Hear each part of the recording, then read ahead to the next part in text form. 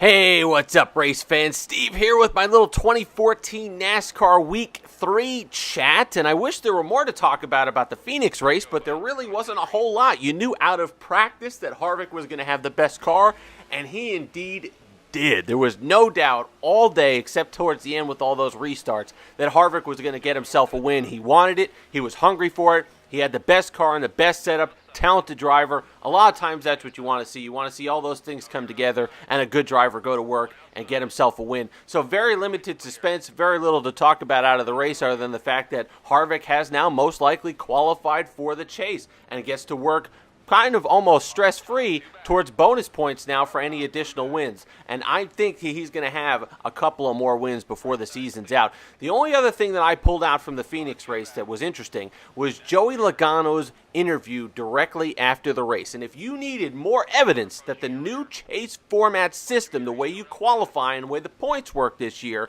if you need any more evidence that it's working, you just need to look at Joey Logano's interview from directly after the race, where he said on why he was pushing so hard down on the apron on those final restarts was third doesn't mean anything anymore.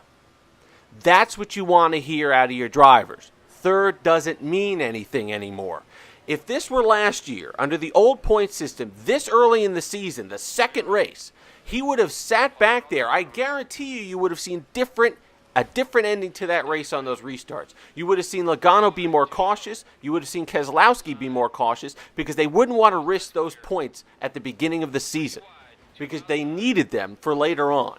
But this year, it doesn't matter. If Logano's able to dive down to the apron, if Harvick has trouble on the restart, spins the tires, has trouble going into one, boom, Logano's there for the win. That's what you want to see out of your drivers. You want to see that aggressiveness towards the end of the race to go get the win and be hungry for the win, not hungry for points. They're here to win the races. The only thing that I worry about is this. If you have a situation where a limited number of guys win races during the year. So if it's getting down to Richmond and it's clear that there's going to be only 8 different winners or 10 different winners, that's going to leave 16 point slots open. So hopefully guys are still going for the win. Hopefully they're not playing it safe towards the end of the season to get in on points. But hopefully that they realize that if they win, they still get in, and that's their goal, and they're not worrying about points too much towards the end of the season. So I hope it doesn't have the opposite effect that we've had in recent years where people are worrying about points earlier in the season, and when it gets towards Richmond, they need that win for the wild card. Hopefully it doesn't turn itself around where people are worrying about wins earlier on and then going for points later. I don't think it will, but that's just something to watch for. The other thing that I noticed from this week is the knockout qualifying, the second edition of it in Las Vegas. A little bit different, a little bit more chaotic. You almost had a couple of accidents where guys on the track are doing their green flag lap, they're doing their hot lap, and you had guys down on the bottom doing their cool-off lap and trying to navigate around that. And Brian Vickers, that's all you needed to hear afterwards, saying that was the most terrifying thing he's ever had to do in a race car, going around the bottom of the track at 20 or 30 miles an hour and having guys whiz past him at 190 miles an hour. I thought NASCAR was going to fix that last week. They seem to be incredibly slow at some of these things sometimes, and it's a safety issue, so I don't understand why they're so slow at it.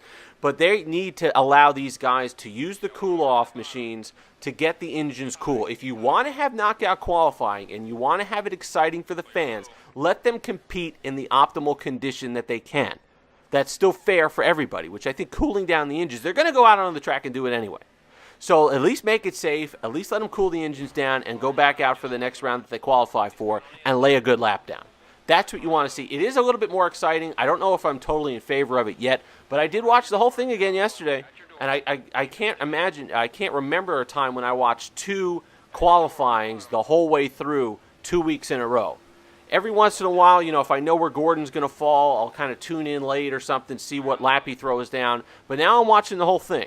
So maybe that was the point, to get people to watch the whole thing to make it more exciting. But at the same time, let's make it safe for the drivers. Let them use the damn cool-down machines instead of doing these ridiculous cool-down laps at 20 miles an hour down at the bottom of the track, where you could see them ducking and diving out of guys trying to get them geared up for their green flag, their hot lap, trying to get out on the track. It was kind of a mess yesterday. So hopefully NASCAR looks at it for the second week and says, hey, for next week, we got to be able to do that.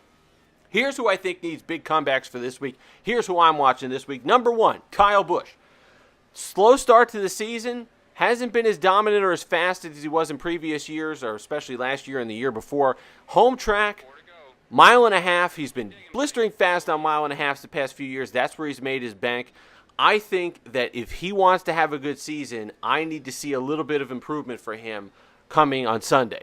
I need to see him be pesky. I need to see him lead some laps. I need to see him be in contention at the end. He's been pesky, but he's been pesky down in 9th or 10th place, 8th place. He needs to be pesky in the top 5 like he normally is. And I think the first mile and a half of the year where Toyota usually shows a lot of speed, I think that's going to be a good sign for him if he can go out, have a good race, compete for a win, and maybe grab the checkered flag for himself. The other guy that needs a big race, I think, is Matt Kenseth, who, along with Busch, on the mile and a halfs last year, were almost equal to the Hendrick guys, Johnson, Kahne, who we'll get to in a second.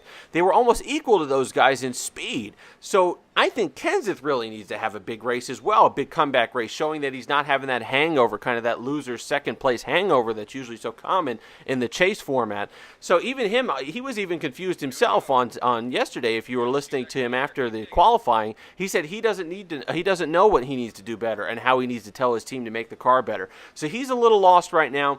I would like to see him have a good race because I think he needs it to set up the rest of his year, get some confidence back on a mile and a half where he was so dominant last year, get his feet under him, and maybe go from there for the rest of the season. And the other guy is the lost man. Somebody put out a missing persons report for Kenseth Kahne. After the 3-quarter mark of last season, he just disappeared and he had dismal chase. I really expect where Kenseth Kahne, if you remember the first half of last year, he was competing on these mile and a half tracks. He was fast as could be.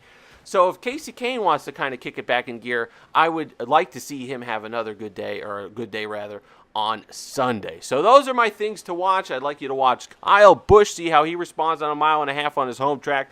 Matt Kenseth, let's see if he could get it back in gear and prove that he can have another good year. And also Kenseth Kahne coming back from the dead somewhere from last year. But anyway, until next time, enjoy race day.